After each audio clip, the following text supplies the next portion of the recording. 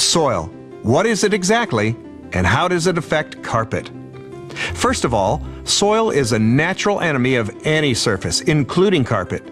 It's usually made up of very small pieces of gritty, jagged materials that can seriously damage and ultimately ruin the surface of the carpet fiber. Soil has to be removed before it has a chance to do permanent damage. Over time, it continually damages the surface of the carpet fibers. This damage affects the way the carpet reflects light and can permanently change the appearance of the carpet, giving it a worn look. It becomes what the industry describes as uglied out. This is why periodic deep cleaning, also known as high-performance hot water extraction, is so important.